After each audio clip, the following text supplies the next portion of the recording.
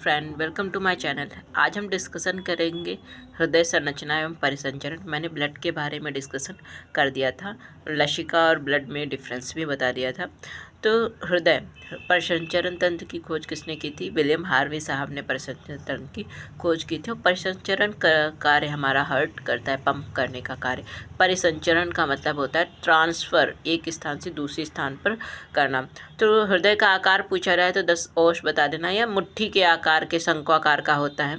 और मेल में या 300 से 350 ग्राम होता है और फीमेल में 280 से 300 ग्राम होता है। और मेल में 5 से 6 लीटर ब्लड पंप करता है और फीमेल में 4 से 5 लीटर ब्लड पंप करता है। स्थित क्या होती है कि फेफड़ों के बीच कुछ बाईं ओर स्थित होता है। हमारे जहाँ फेफड़े होते हैं उसके बाईं ओर हमारा हार्ट स्थित होता है। और एक बार में एक स्वस्थ मनुष्य जो वयस्क होता है उस 1 मिनट में 72 बार उसका हार्ट धड़कता है। लेकिन जब कोई अचानक से कोई भयावह चीज़ देखता है तो उसकी धड़कनें, हार्ट बीट बढ़ जाती हैं और हार्ट बीट से आवाज़ आती है, लब डब की आवाज़ आती है। और हृदय के चारों ओर एक झिल्ली पाई जाती है जिसे हृदयावरण कहते हैं।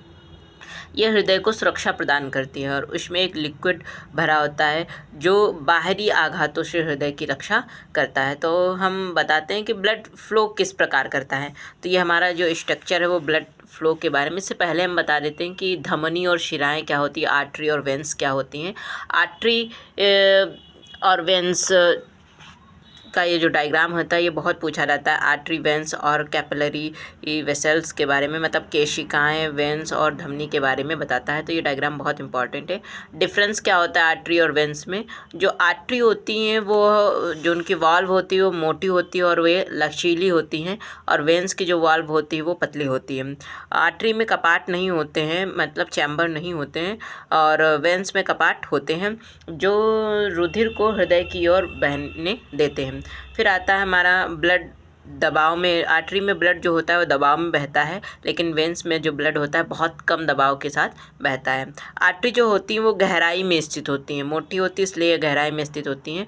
और जो वेंस होती हैं वो त्वचा के बिल्कुल समीप स्थित होती हैं। आर्टरी में जो पेशी स्तर होता है वो मोटा होता है और वेंस में जो पेशी स्तर होता है वो पतला होता है। आर्टरियों में अधिकतर ऑक्सीकृत, मतलब शुद्ध रुधिर बहता है और धमनियों में अशुद्ध रुक्त अनाक्सीकृत रुधिर बहता है जिसमें CO2 होता है। फिर हम डिस्कशन करेंगे कि ब्लड हार्ट से किस प्रकार सर्कुलेशन करता है। तो ये जो हमारा हार्ट का डायग्राम है वो हमारा इंटरनल हार्ट का डायग्राम है। तो ये जो ब्लड फ्लो कैसे होगा, ये हमारे जो लंग्स हैं, जो लंग्स है पल्मोनरी आर्टरी, लंग्स क्या करते हैं, रुधिर को शुद्धिकरण का कार्य करते हैं। फिर ये पल्मोनरी वेन से होते हुए लेफ्ट आर्टिकल्स में, हम एक मनुष्य में 4 चैम्बर पाए जाते हैं, 2 अलिंद और 2 निलय पाए जाते हैं।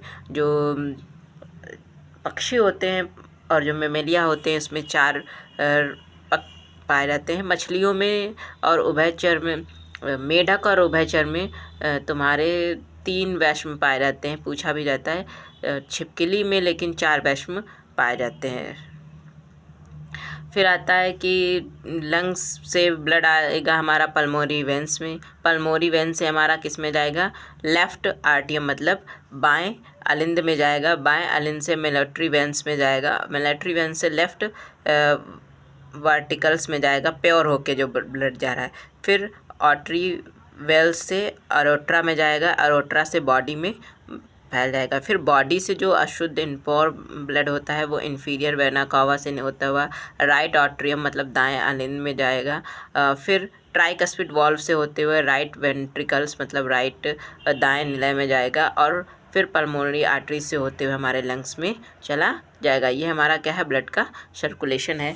तो कैसे बताएंगे कि सारे शरीर में जो अशुद्ध रक्त होता है वो अग्र तथा पश्चिम जो महाशिराएं होती है, आगे और पीछे की पक्ष महाशिराएं तथा राइट अलिंद में पहुंचता है। कैसा, अशुद्ध रक्त। फिर दाएं अलिंद के संकुचन से, इसके संकुचन से वो कहाँ पहुँचेगा, ट्राइकस्पिड कपाट से होते हुए दाएं निलय में, मतलब राइट वर्टिकल्स में पहुँचेगा।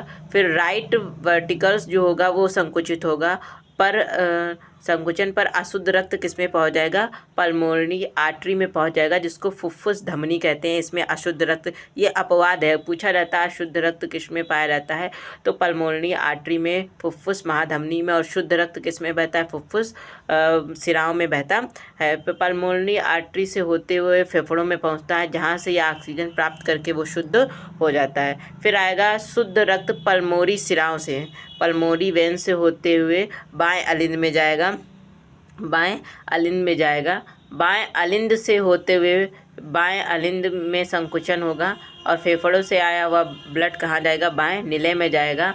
फिर द्विदली कपाट से होते हुए कहाँ पहुँच जाता है वो?